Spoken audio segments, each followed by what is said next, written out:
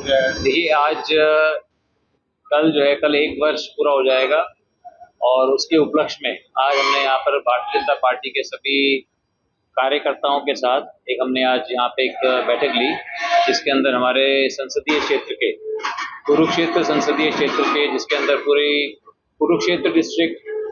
Kaithal district और यमुनानगर का एक हल्का रादौर, ये सभी जो है हमारे भारतीय जनता पार्टी के सभी पदाधिकारी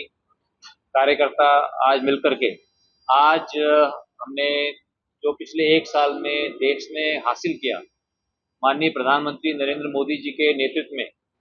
और पिछले 6 महीने के अंदर हरियाणा के हमारे यशस्वी मुख्यमंत्री नायब सैनी जी के नेतृत्व में, उसके ऊपर हमने चर्चा की। लोगों का हमने आभार जताया कि लोगों ने नरेंद्र मोदी जी के नेतृत्व में अपना विश्वास दिखाते हुए हमें सेवा का मौका दिया, देश की सेवा का मौका दिया। और मैंने अपनी तरफ से भी अपने क्षेत्र के लोगों का मैंने आभार व्यक्त किया, धन्यवाद किया और ये बताया कि पिछले 1 साल के अंदर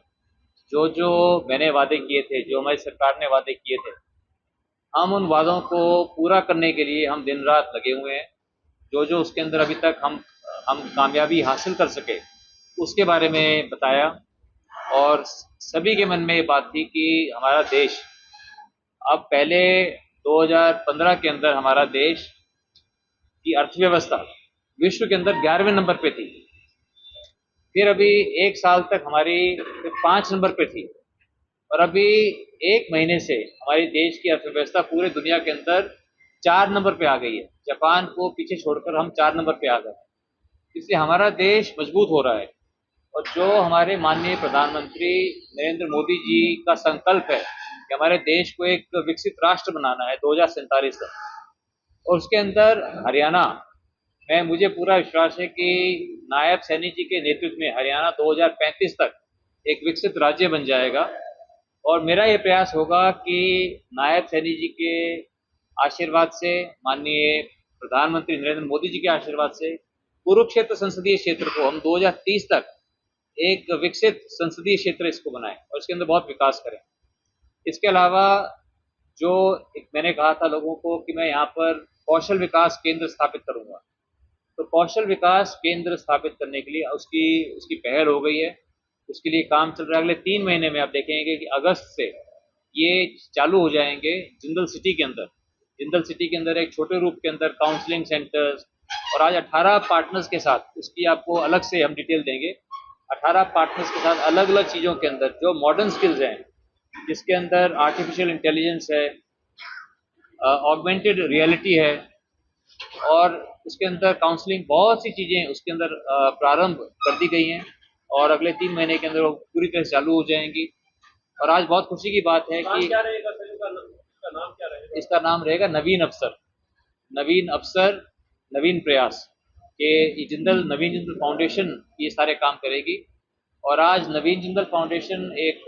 हरियाणा सरकार के साथ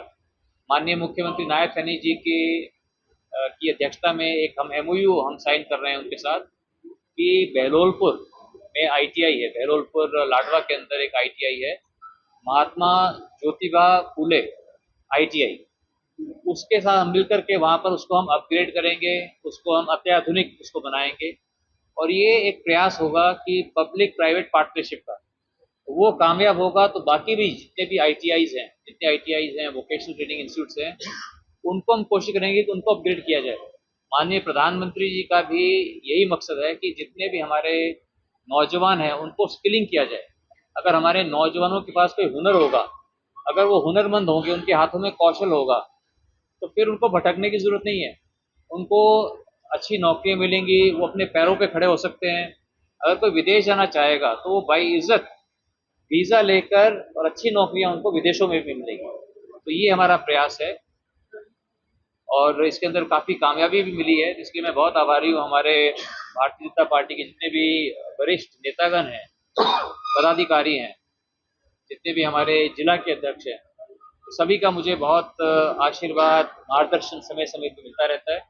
और हम सब मिलजुल कर हम अपने सपनों का कुरुक्षेत्र, सपनों को हरियाणा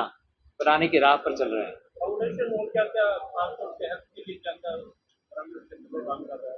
देखिए, हेल्थ के लिए आप जानते हैं कि कैथल के अंदर 1000 करोड़ की लागत से वहाँ पर भगवान परशुराम मेडिकल कॉलेज बन रहा है। उसके अलावा जो जो डॉक्टर्स की जहाँ जहाँ कमियाँ थी वो डॉक्टर्स की कमी पूरी की जा रही है। मैं अपनी तरफ से नवीन जिंदल फाउंडेशन, हम जो है 3 हमने मेडिकल वैन्स वो जगह जगह गाँव में जा करके दवाइयाँ बांटती हैं। हम हेल्थ कैंप भी ऑर्गेनाइज करते हैं,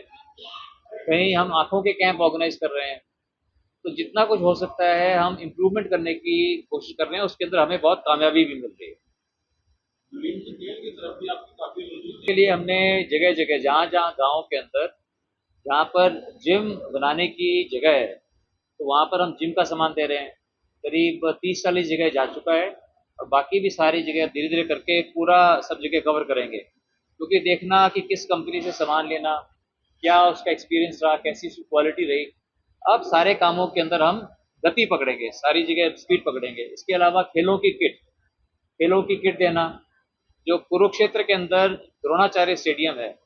उसको भी उसका भी पूरा हम उसको मॉडर्नाइज करेंगे, उसके अंदर और सुविधाएं उपलब्ध कराएंगे। क्योंकि स्टेडियम के अंदर दो तरह के लोग जाते हैं, एक तो जाते हैं खेलने के लिए, एक जाते हैं नॉर्मल वॉकिंग करने के लिए। कई बार वॉकिंग करने के लिए जो जाते हैं और जो खेलने उसके अंदर भी थोड़ा कॉन्फ्लिक्ट रहता है, वो ना रहे इसके लिए जो वॉकिंग के लिए जाते हैं उनके लिए एक अलग हम पूरा एक ट्रैक बना देंगे, एक अलग रबर का ट्रैक बना देंगे, ताकि वो आपस में उनको कोई भी कॉन्फ्लिक्ट नहीं होगा और दोनों आराम से वॉकिंग भी कर सकते हैं और खेलने वाले एथलीट्स जो हैं वो अपना काम कर सकते हैं। तो द्रोणाचार्य स्टेडियम भी, और इसी तरह जितने भी स्टेडियम पूरे संसदीय क्षेत्र के अंदर जितने भी स्टेडियम है, लेकिन स्टेडियम के अंदर एक्टिविटी जिस हिसाब से होनी चाहिए वो नहीं है, जिस हिसाब से स्टेडियम्स का रख रखाव होना चाहिए वो नहीं है। अब उसके ऊपर ध्यान ध्यान देंगे कि उन स्टेडियम्स को, जो गाँवों के अंदर स्टेडियम्स हैं, उनको पूरी तरह से उनको एक्टिवेट किया जाए, उनको पूरी तरह से सुचारू ढंग से उनको चलाया जाए और उसके अंदर सारी सेवाएं उपलब्ध हों और कोचेज उपलब्ध हों, खेलने का सामान उपलब्ध हो। हम स्टेडियम बनाते हैं लेकिन अंदर अगर खिलाड़ी नहीं, अगर कोचेज नहीं हो, खेलने का सामान नहीं हो, तो फिर स्टेडियम काम में नहीं आता। तो इसलिए इन सब चीज़ों को हम पूरा करेंगे। कि कई नई गाड़ियाँ चलाई गई और जो कई नई गाड़ियाँ जो यहाँ रुकती नहीं थी उन गाड़ियों को रोका गया। और इसके अलावा जो यहाँ एलिवेटेड ट्रैक थाने कुरुक्षेत्र के अंदर सुभाष सोदा जी ने बहुत प्रयास करके यहाँ पर एलिवेटेड ट्रैक 400 करोड़ रुपए की लागत से एलिवेटेड ट्रैक लगभग बनकर तैयार हो गया है। उसका स्टेशन बनना बाकी है, स्टेशन के बनने में विलम्ब है, तो वो अगले 5 महीने के अंदर अक्टूबर तक जो है वो चालू हो जाएगा। हम आशा करते हैं कि दिवाली तक ये पूरा एलिवेटेड ट्रैक बनकर चालू हो जाएगा, जिससे थानेसर शहर को, कुरुक्षेत्र शहर को 4 चांद लग जाएंगे। मैं सभी ऑफिसर से मैंने सबसे खुद बात करी और उसमें ये है कि जब साथ में, क्योंकि प्लेटफॉर्म लंबा होता है, उसकी जब कंस्ट्रक्शन होगी और साथ साथ में जब रेलगाड़ियाँ चलती रहेगी तो उससे सेफ्टी के इश्यूज हैं, उससे जो वहाँ कर्मचारी जो काम करेंगे, जो मजदूर काम करेंगे, उनकी सेफ्टी के अंदर का डर है। तो इसलिए जब हमने इतना सब्र किया है तो एक बार उसको पूरा करवा लें। तो अगले 5 महीने की बात है, उसको तैयार कर लें और फिर ताकि इसको पूरा चालू कर दें। आपकी बात ठीक है और उसको भी जो है हम उसको जल्दी उसको दोबारा से चालू करवाएंगे। जो जो उसके अंदर कुछ मेंटेनेंस के काम थे, कई बार ये होता है हमारे यहाँ, हमारे देश में, कि हम जो है एक डेट दे देते हैं कि भाई प्रधानमंत्री जी को ये चीज़ चालू कर दी, अब वो आएंगे, उनको उद्घाटन करना है, लोकार्पण करना है, तो सब लोग उस एक्साइटमेंट में उसको हम जल्दीबाजी करके उसको चालू कर देते हैं, लेकिन कुछ ना कुछ उसमें कमी रह जाती है। अब जो है उस चीज़ों को, लेकिन आपका बिल्कुल पॉइंट ठीक है, उसको हम जल्दी जल्दी उसमें हम लगे हुए हैं, तो जल्दी बन करके मेरे को लगता है कि अगले 2 महीने के अंदर बनकर बढ़िया से पूरी जनता के चालू हो जाएगा। आज जैसे मैंने कहा कि आज माननीय मुख्यमंत्री जी के सामने हम एमओयू साइन करेंगे, जिसके अंदर जो लाडवा में आईटीआई है, महात्मा ज्योतिबा फुले आईटीआई, उसका उसको अपग्रेड करने के लिए, उसको बढ़िया बनाने के लिए हम नवीन जिंदल फाउंडेशन के साथ उसके साथ एमओयू करेंगे, ताकि उसको लेकर उसको आगे काम को बढ़ा सकें।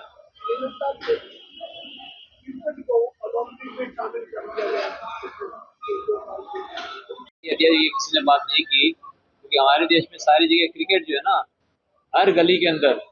हर गली में, हर पार्क के अंदर क्रिकेट खेला जाता है। तो इसलिए क्रिकेट की जगह हम जो ओलंपिक स्पोर्ट है,